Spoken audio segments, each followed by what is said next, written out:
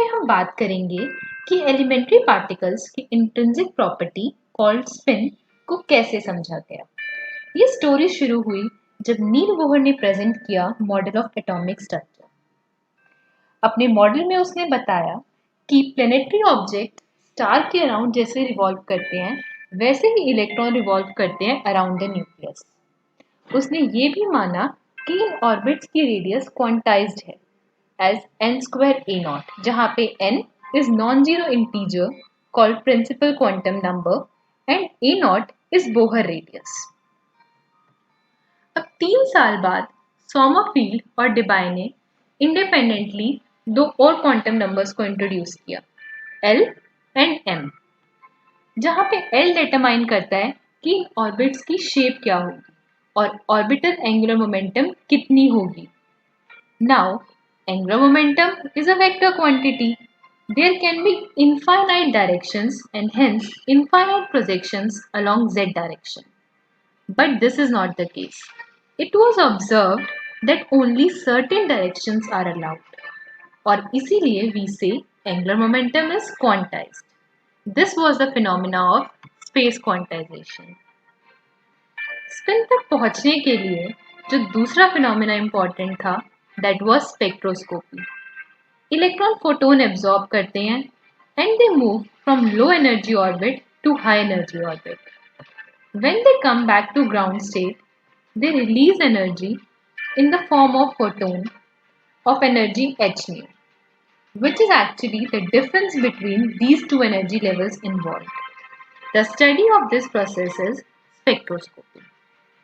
जीमन ने 1987 में स्टडी किया स्पेक्ट्रोस्कोपी को in the presence of magnetic field. उसने क्या देखा? एटम्स जैसे कि हाइड्रोजन के लिए जब मैग्नेटिक फील्ड ऑफ थी तो इलेक्ट्रॉन ट्रांजिशन की वजह से single emission spectral line observe की, but in magnetic field presence 3 spectral lines were observed. तो इस splitting of spectral lines can be explained in quantum numbers n, m and l. The effect is known as Zeeman effect. लेकिन atoms जैसे कि sodium, इनके case में splitting of spectral lines को quantum numbers की एक फॉर्म में explain नहीं किया जा सका। बेसिकली इन 3 क्वांटम नंबर्स की फॉर्म में n, m and l. So this effect is known as anomalous Zeeman effect.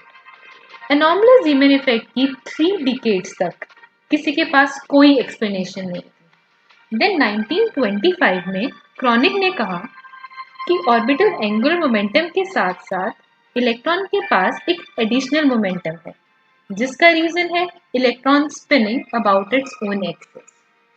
और इस एडिशनल एंगुलर मोमेंटम से उसने मल्टीप्लिसिटी ऑफ स्पेक्ट्रा भी एक्सप्लेन करने की कोशिश की, जिसे हमने एनॉमलस ज़ीमन इफेक्ट में देखा था।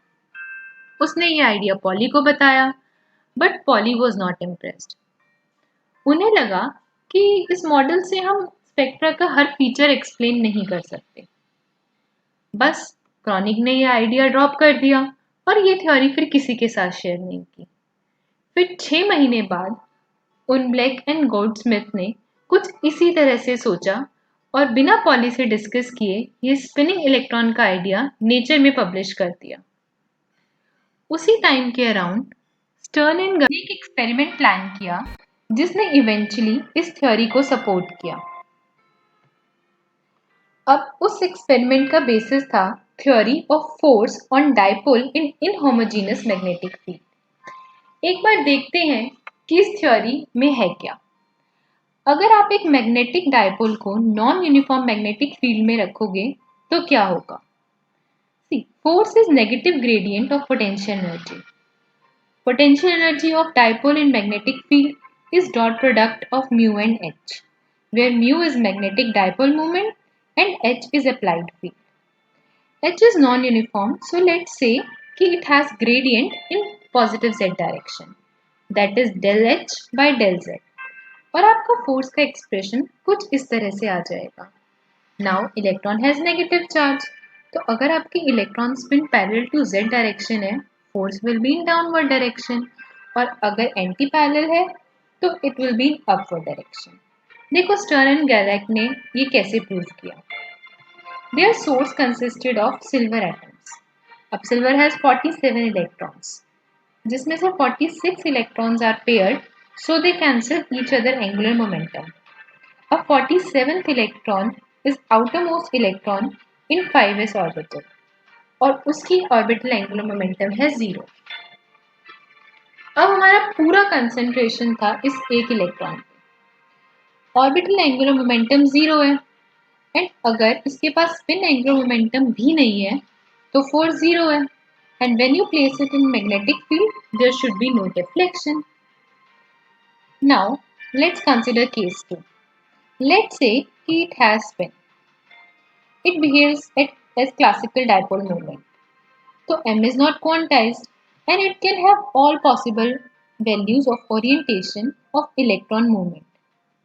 हर orientation के लिए deflection angle theta होगा and what you will see is you will see a uniform deflection over the detector which is almost like this. But as explained by Pauli, अगर electron के पास spin है and अगर spin angular momentum quantized है, so only two values will be allowed, that is plus z direction or negative z direction. So electron will deflect in two directions and you will observe two spots on the detector. Just like this. And that's what they have observed. So that's how they proved the concept of spin angular momentum and quantization of space. You can find more content related to this and some interesting articles on scientific topics from layman to advanced reader on our website www.quantews.com. Also, please subscribe to our channel to learn more physics around you.